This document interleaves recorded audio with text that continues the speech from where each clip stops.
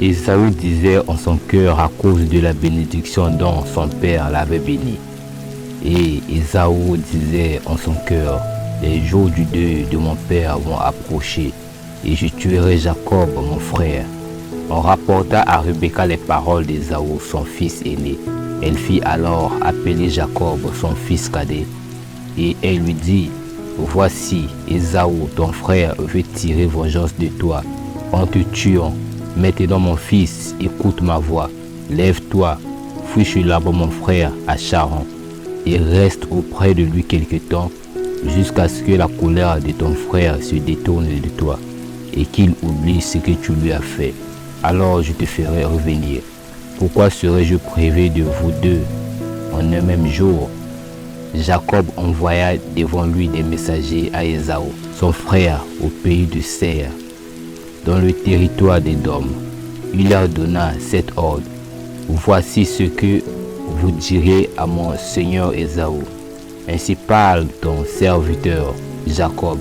J'ai séjourné chez Laban et j'y suis resté jusqu'à présent. J'ai des bœufs, des ânes, des brebis, des serviteurs, des servantes, et j'envoie l'annoncer à mon Seigneur pour trouver grâce à tes yeux. Les messagers revirent auprès de Jacob en disant, nous sommes allés vers ton frère Ésaü, et il marche à ta rencontre avec 400 hommes. Jacob fut très effrayé et saisi d'angoisse.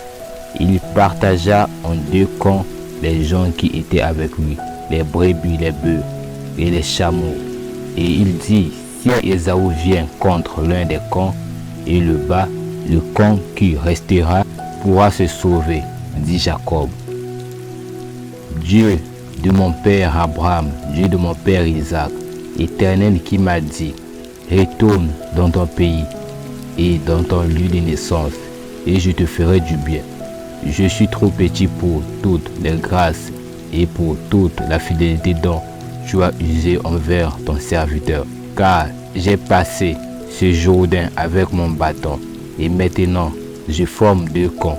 Délivre-moi, je te prie, de la main de mon frère, de la main d'Ésaü, car je crains qu'il ne vienne et qu'il ne me frappe avec la mère et les enfants.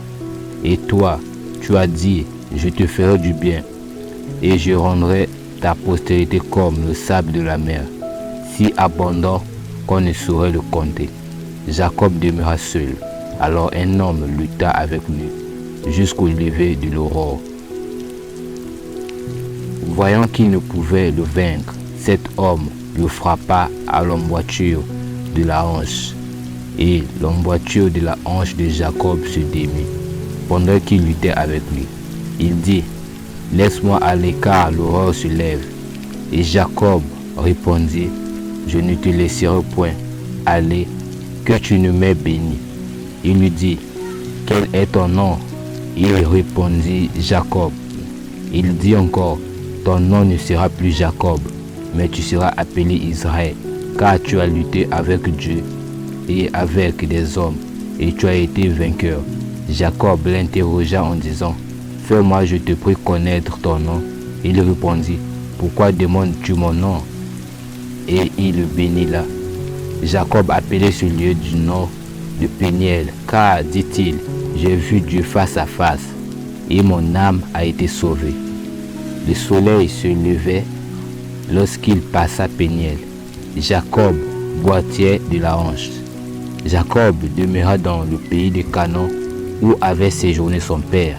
Joseph, fils de Jacob, âgé de 17 ans, faisait peindre le troupeau avec ses frères. Israël aimait Joseph plus que tous ses autres fils, parce qu'il avait eu dans sa vieillesse, et il lui fit une tunique de plusieurs couleurs. Ses frères le prirent en haine, ils ne pouvaient lui parler avec amitié. Joseph eut un songe, et il lui raconta à ses frères, qui le haïrent encore davantage. Il leur dit, écoutez donc ce songe que j'ai eu. Nous étions alliés des gerbes au milieu des champs, et voici ma gerbe se leva et se tint debout, et vos gerbes l'entourèrent et se prosternèrent devant elle. Ses frères lui dirent, « Est-ce que tu régneras sur nous? Est-ce que tu nous gouverneras ?» Et il le haïra encore davantage à cause de ses songes. Il eut encore un autre songe, et il le raconta à ses frères. Il dit, « J'ai eu encore un songe, et voici le soleil, la lune et les 11 étoiles se prosternaient devant moi. » Il le raconta à son père et à ses frères. Son père le réprimanda et lui dit, « Que signifie ce songe que tu as eu? Faut-il que nous venions, moi, ta mère et tes frères, nous prosterner en terre devant toi? » Ses frères eurent l'envie contre lui, mais son père garda le souvenir de ces choses. Les frères de Joseph étant allés à Sichem pour faire peindre le troupeau de leur père, Israël dit à Joseph, « Tes frères ne font-ils pas peindre le troupeau à Sichem? Viens, je veux t'envoyer vers eux. » Et il répondit, « Me voici. » Israël lui dit, « Va, je te prie, et vois si tes frères sont en bonne santé, et si le troupeau est en bon état, et tu m'en rapporteras des nouvelles. » Il envoya ainsi de la vallée d'Hébron, et Joseph alla à Sichem. Un homme le rencontra comme il irait dans les champs. Il le questionna en disant, « Que cherches-tu » Joseph répondit, « Je cherche mes frères. Dis-moi, je te prie, où ils font peindre leur troupeau. » Et l'homme dit, « Ils sont partis d'ici, car je les ai entendus dire, allons à Dothan. » Joseph alla après ses frères et il les trouva à Dothan. Ils le virent de loin et, avant qu'il fût près d'eux, ils complotèrent de le faire mourir. Ils se dirent l'un à l'autre, « Voici le faiseur des songes qui arrive. Venez maintenant, tuons-le et jetons-le dans une des citernes. Nous dirons qu'une bête féroce l'a dévoré et nous verrons ce que deviendront ces songes. » Ruben entendit cela et il le délivra de leurs mains. Il dit, « Ne lui ôtons pas la vie. » Ruben leur dit, « Ne répandez point de sang, jetez-le dans cette citerne qui est au désert et ne le mettez pas la main sur lui. » Il avait dessein de le délivrer de leurs mains pour le faire retourner vers son père. Lorsque Joseph fut arrivé auprès de ses frères, ils le dépouillèrent de sa tunique de plusieurs couleurs qu'il avait sur lui. Ils le jetèrent dans une citerne vide. Ils s'assirent ensuite pour manger. Ayant levé les yeux, ils virent une caravane d'Ismaélites venant à Galade. Leurs chameaux étaient chargés d'aromates, de baume, de myrrhe qu'ils transportèrent en Égypte. Alors Juda dit à ses frères, « Qui gagnerons-nous à tuer notre frère et à cacher son sang? Venez, vendons-le aux Ismaélites et ne mettons pas la main sur lui, car il est notre frère, notre chair. » Et ses frères l'écoutèrent. Au passage des marchands madianites, ils tirèrent et firent remonter Joseph hors de la cité. Ils le vendirent pour 20 cycles d'argent d'Ismaélites qui l'emmenèrent en Égypte.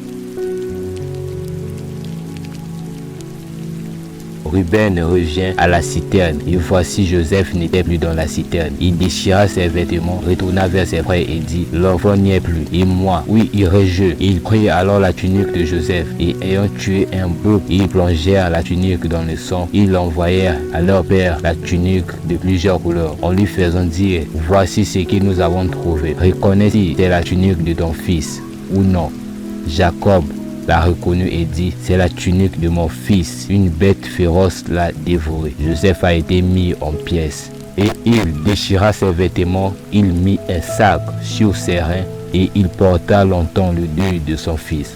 Tous ses fils et toutes ses filles vinrent pour le consoler, mais il ne voulut recevoir aucune consolation. Il disait, « C'est en pleurant que je descendrai vers mon fils au séjour des morts. » Et il pleurait son fils.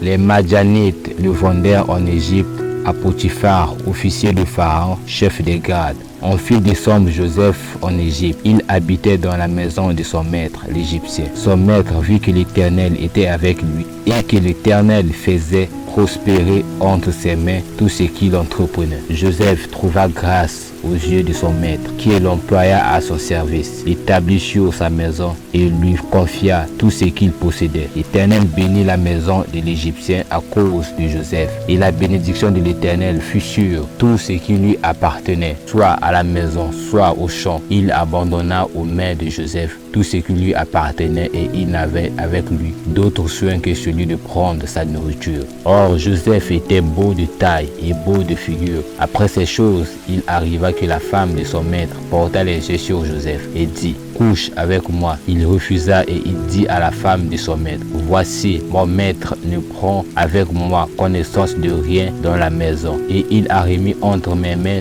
tout ce qui lui appartient. Il n'est pas plus grand que moi dans cette maison, et il ne m'a rien interdit, excepté toi, parce que tu es sa femme. Comment ferais-je un aussi grand mal et pécherais-je contre Dieu? Quoiqu'elle parlât tous les jours à Joseph, il refusa de coucher auprès d'elle. Un jour qu'il était entré dans la maison pour faire son ouvrage et qu'il n'y avait là aucun des gens de la maison, elle le saisit par son vêtement en disant: couche avec moi. Il lui laissa son vêtement dans la main et s'enfuit au dehors. Lorsqu'elle vit qu'il lui avait laissé son vêtement dans la main et qu'il s'était enfui dehors, elle appela les gens de sa maison et leur dit: voyez, il nous a amené un hébreu pour se jouer de nous. Cet homme est venu vers moi pour coucher avec moi, mais j'ai crié à haute voix, et quand il a entendu que j'élevais la voix et que je criais, il a laissé son vêtement à côté de moi et s'est enfui dehors. Et il posa le vêtement de Joseph à côté d'elle jusqu'à ce que son maître rentra à la maison. Alors elle lui parla ainsi: l'esclave hébreu que tu nous as amené est venu vers moi pour se jouer de moi. Le maître Joseph fut enflammé de colère. Il prit Joseph et le mit dans la prison, dans le lieu où les prisonniers du roi étaient enfermés. Après ces choses, il arriva que les chansons et les bénitiers du roi d'Égypte offensèrent leur maître, le roi d'Égypte. Pharaon fut irrité contre ses deux officiers et il les fit mettre dans la prison, dans le lieu où Joseph était enfermé. Pendant une même nuit, les chansons et le bénitier du roi d'Égypte, qui étaient enfermés dans la prison, eurent tous les deux un songe, chacun le sien, pouvant recevoir une explication distincte. Joseph était venu le matin vers eux, les regarda, et voici, il était triste. Alors il questionna les officiers de Pharaon et leur dit: pourquoi avez-vous mauvais visage aujourd'hui? Et ils répondirent: nous avons eu un songe et il n'y a personne pour l'expliquer. Joseph leur dit: n'est-ce pas à Dieu qu'appartiennent les explications? Racontez-moi donc votre songe. Le chef des chansons raconta son songe à Joseph et lui dit: dans un songe, voici, il y avait un cep devant moi. Ce cep avait 3 sarments. Quand il eut poussé, sa fleur développa et ses grappes donnèrent des raisins mûrs. La coupe de Pharaon était dans ma main. Joseph lui dit: en voici l'explication. Les 3 sarments sont 3 jours. Encore 3 jours et Pharaon relèvera ta tête et te rétablira dans ta charge. Tu mettras la coupe dans la main de Pharaon comme tu en avais l'habitude lorsque tu étais son échanson. Mais souviens-toi de moi quand tu seras heureux et montre, je te prie, que la bonté à mon égard. Parle en ma faveur à Pharaon et fais-moi sortir de cette maison. Le chef de panetier, voyant que Joseph avait donné une explication favorable, dit: voici, il y avait aussi dans mon songe 3 corbeilles de perles blanches sur ma tête. Dans la corbeille la plus élevée, il y avait pour Pharaon des mets de toute espèce cuits au four, et les oiseaux les mangeaient dans la corbeille au-dessus de ma tête. Joseph répondit et dit: en voici l'explication. Les 3 corbeilles sont 3 jours. Encore 3 jours et Pharaon enlèvera ta tête de dessus toi, te fera pendre à un bois et les oiseaux mangera ta chair. Le 3e jour, jour de la naissance de Pharaon, il fit un festin à tous ses serviteurs. Il rétablit le chef des échansons dans sa charge des chansons pour qu'il mit la coupe dans la main de Pharaon. Mais il fit pendre le chef des bénitiers selon l'explication que Joseph leur avait donnée. Le chef des échansons ne pensa plus à Joseph, il l'oublia.